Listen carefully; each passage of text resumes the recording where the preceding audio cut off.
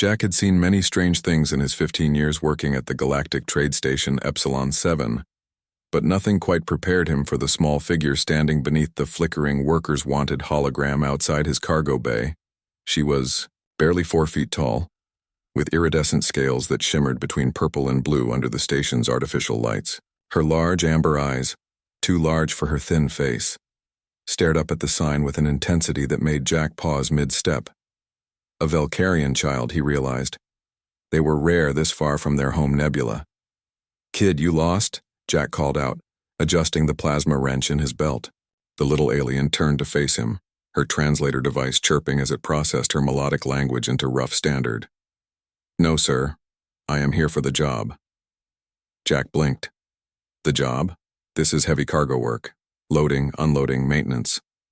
It's no place for—" "I can work," she interrupted, her small hands clenching into determined fists. "I am strong. I learn fast. Please, sir, I need credits." There was something in her voice, a desperation that Jack recognized all too well. He'd heard it in his own voice years ago, when his father had died and left him to support his younger sister alone. "What's your name, kid?" "Anna," she replied, standing straighter as if the question was an interview. "Anna of the Valkyrian colony, third moon of Pelthros." "All right, Anna. Why does someone your age need work so badly?"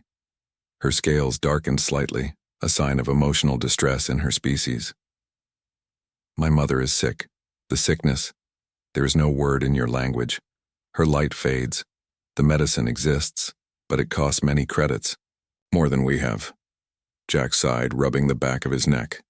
The station administrator, a cold-blooded Threnix named Varash, would never approve hiring a child. But something in Anna's eyes reminded him of his sister, of family, of doing whatever it took. "Wait here," he said.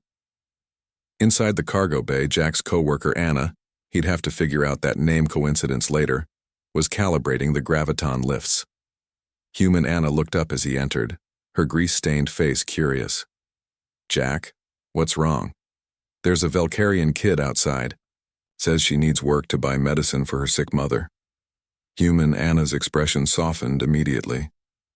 "How old?" "Can't be more than 8, 9 maybe. In their years anyway." "What are you thinking?" Jack glanced back toward the bay doors. "I'm thinking humans have a reputation for being crazy and sentimental. Might as well live up to it." 20 minutes later, Anna the Valkyrian was inside the cargo bay, wearing a modified safety vest that hung loosely on her small frame. Jack had made a decision that would probably get him fired, but he couldn't bring himself to care. "Listen carefully," he told her. "You can't do heavy lifting, that's non-negotiable, but you can help organize, sort, and scan inventory. That's real work and it needs doing. I'll pay you from my share until we figure something else out." Anna's scales brightened to a brilliant aquamarine. Joy, Jack had learned from the station's cultural database. "Thank you, sir. You will not regret this." Over the following weeks, something remarkable happened. Anna wasn't just good at her job, she was exceptional. Her small size allowed her to navigate tight spaces between cargo containers. Her Valkyrian vision could detect subtle color variations in labeling that humans missed. She memorized inventory codes after seeing them once and never made the same mistake twice.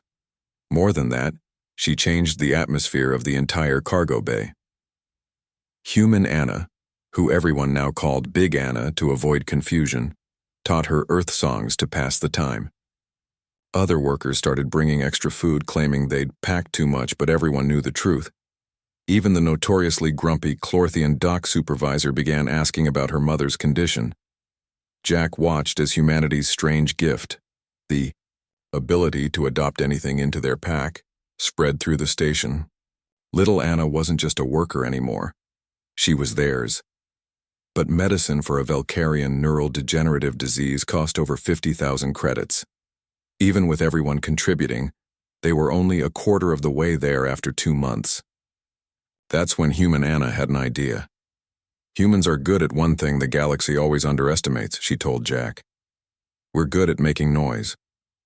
She created a vid post about little Anna's story and shared it on the galactic network. "Human worker adopts alien child to save her mother," read the headline. Within days, it went viral.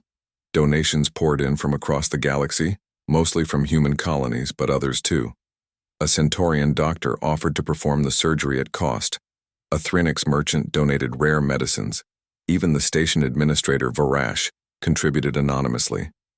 3 weeks later, Jack stood in the station's medical wing beside both Annas, watching through a window as little Anna's mother emerged from surgery. The Velcarian woman's scales glowed with healthy luminescence, her light no longer fading. Little Anna's translator could barely keep up with her joyful melodic cries. She hugged Jack's leg, then human Anna's, then both of them together. "Why?" little Anna asked, looking up at them with those enormous amber eyes. "Why did humans help me? Your species barely knows mine." Jack knelt down to her level. "Because that's what humans do, kid. We're pack animals.